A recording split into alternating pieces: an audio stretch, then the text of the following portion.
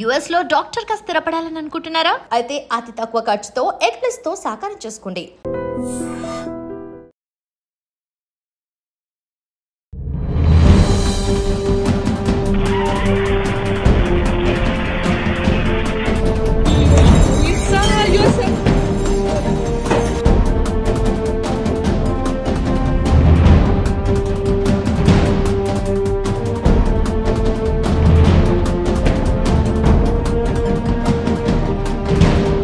Big breaking న్యూస్కి సంబంధించినటువంటి అప్డేట్ను మనం ఇప్పుడు చూస్తున్నాం. రష్యాలో భారీ భూకంపం సంభవించింది. దీంతో పాటుగా సునామీ హెచ్చరికలను కూడా జారీ చేశారు అక్కడ ఉన్నటువంటి అధికారులు.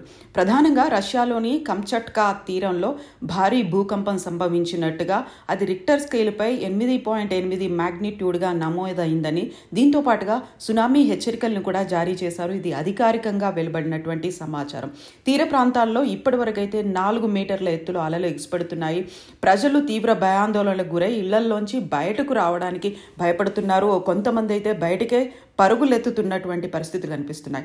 అతిపెద్ద భవనాలు కూడా పాక్షికంగా ధ్వంసమయ్యాయి. ప్రాణహానికి సంబంధించి ఇప్పటిదాకా ఎంత జరిగింది అనేది తెలియలేదు. ఆస్తి నష్టం కూడా ఎంత జరిగింది అనే దానికి సంబంధించి అధికారికమైనటువంటి ప్రకటన రష్యా చేయలేదు. కానీ భూకంప తీవ్రతతో పాటుగా అటు జపాన్తో పాటుగా ఇటు అమెరికాకి సంబంధించి కూడా ప్రభావం ఉండే అవకాశం ఉంది. సునామీ హెచ్చరికలను కూడా జారీ చేసింది. యుఎస్లో ఉన్నటువంటి అలాస్కాతో పాటుగా జపాన్లో కూడా సునామీ హెచ్చరికలను అయితే జారీ చేశారు. కంచట్కా తీరంలో నమోదైన భూకంపం దృశ్యాలు ఇప్పుడు సోషల్ మీడియాలో వైరల్గా మారుతున్నాయి.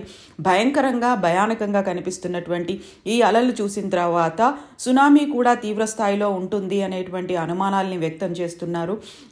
ఇప్పటికి భూకంపాల తీవ్రతకు సునామీ ఏర్పడడం వల్ల సముద్రం ఉప్పొంగింది అనేది, ఆ సునామీ సముద్రం అడుగులో వచ్చి ఉంటుంది అనేటువంటి భావన ఉంది. దానివల్లే 4 మీటర్ల ఎత్తులో అలలు ఎగిసిపడుతున్నాయి అనేటువంటి సమాచారం అయితే అధికారులు చెప్తున్నప్పటికీ సివేరా కుర్కిల్స్ ప్రాంతంలో ఫ్యాక్టరీ భవనాలు, ఆ తర్వాత అక్కడ ఉన్నటువంటి ఇళ్లు కూడా పాక్షికంగా ధ్వంసమయ్యాయి.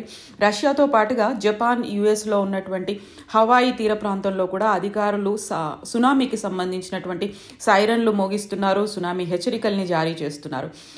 ప్రధానంగా రష్యాలో సంభవించినటువంటి ఈ భూకంప తీవ్రత అమెరికా, జపాన్, కాలిఫోర్నియా తీర ప్రాంతంలో హెచ్చరికలు జారీ చేయడంతో తీర ప్రాంత ప్రజలు తీవ్ర భయాందోళనకు గురవుతున్నారు. హవాయిలో భారీ ట్రాఫిక్ జామ్లు కూడా కనిపిస్తున్నాయి.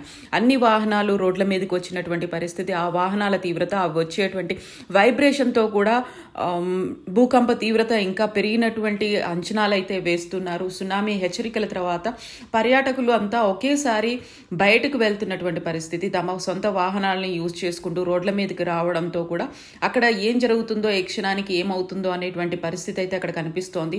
భారీ భవనాలు కూడా సముద్ర అలల కోసం ఆడి కూలిపోయినటువంటి విజువల్స్ అయితే సోషల్ మీడియాలో కనిపిస్తున్నాయి.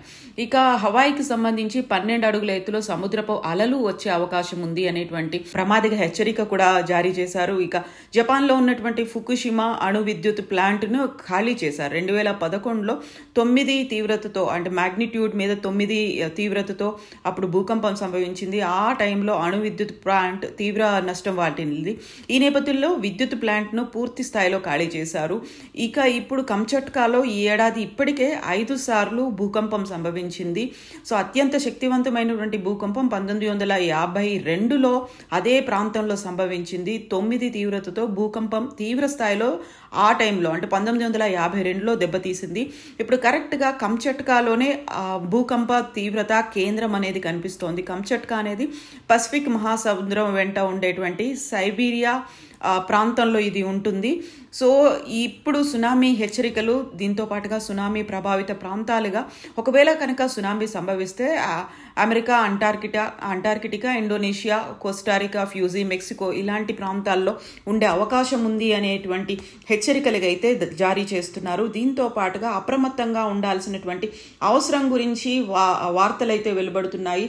సో 8.7గా సునామీ తీవ్రత, భూకంప తీవ్రత అనేది సంభవించడంతో దీనికి సంబంధించినటువంటి ఆఫ్టర్ ట్రెమార్స్ కావచ్చు, సునామీ కావచ్చు, తీవ్రంగా ఉండే అవకాశాలు ఉన్నాయి అనేది అధికారులు అయితే అధికారికంగా అంచనా వేశారు. 8.7 తీవ్రత నమోదైంది అనే విషయాన్ని జపాన్ వాతావరణ శాఖ కూడా ధృవీకరించింది. సో ఒకవైపు రష్యాతో పాటుగా హవాయిలో సునామీ హెచ్చరికలు కూడా జారీ అయ్యాయి. జపాన్ ఉత్తర భాగం నుంచి 250 కిలోమీటర్ల దూరంలో ఈ భూకంపం సంభవించింది. అంటే రష్యా కంచట్కా 250 కిలోమీటర్ల దూరంలో జపాన్కి ఉంటుంది. ఆ నేపథ్యంలోనే సైపాన్, రోటా, టినియన్, గువామ్తో పాటుగా ఇతర ద్వీపాలను కూడా అప్రమత్తం చేశారు. అమెరికా అలాస్కాలో సునామీ హెచ్చరికలు జారీ చేశారు. ఇక సముద్రం తీరంలో భూకంపం రావడంతో ప్రాణనష్టం అయితే జరగకపోయినప్పటికీ అది సునామీగా మారే అవకాశాలు ఉన్నాయి అనేటువంటి ప్రమాద హెచ్చరికలు అయితే జారీ చేశారు. అలలు భారీగా ఎగిసిపడుతున్నాయి. సో అక్కడ ఉన్నటువంటి ప్రజల్ని వాతావరణ శాఖ కూడా హెచ్చరికలు జారీ చేస్తోంది.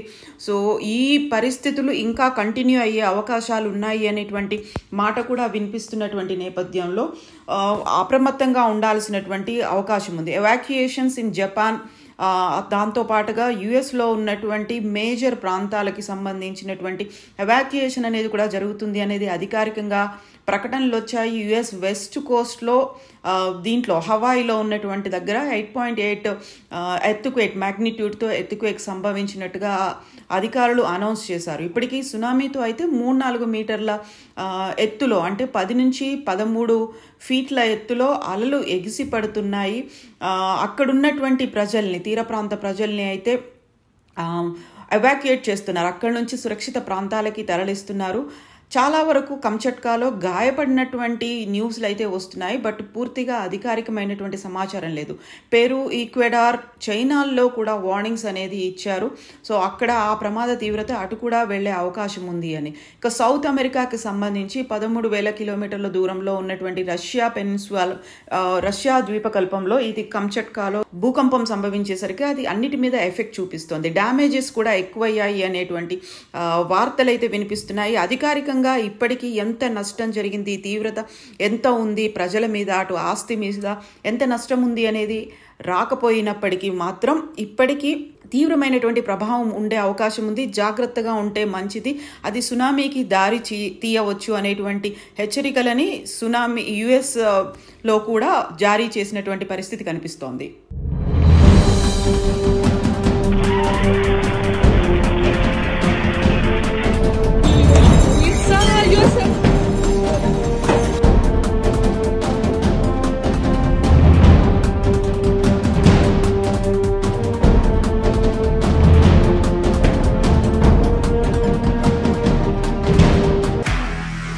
నిజంగా ప్రస్తుతం ఉన్నటువంటి సమాజం దేనికి ప్రయారిటీ ఇస్తుంది? ఆర్థిక సంబంధాల చుట్టూ మాత్రమే తిరుగుతుంది. మళ్ళీ ఎన్నికలంగానే చాలా విరక్తి కలుగుతాం. మంచి అనిపిస్తుంది కదా, లేడీస్ కూడా ఛాలెంజింగ్ జాబ్స్ చేసినప్పుడు చాలా బాగుంటది. ట్రాఫిక్ అసిస్టెంట్స్ గా నియమించిన ట్రాన్స్జెండర్స్ అందరితో సాల్యూట్ చేయించుకుంటున్నారు. ఫుడ్ డెలివరీ ఇవ్వటానికి వెళ్ళినటువంటి డెలివరీ బాయ్ అనిల్ పై కళ్ళ ముందు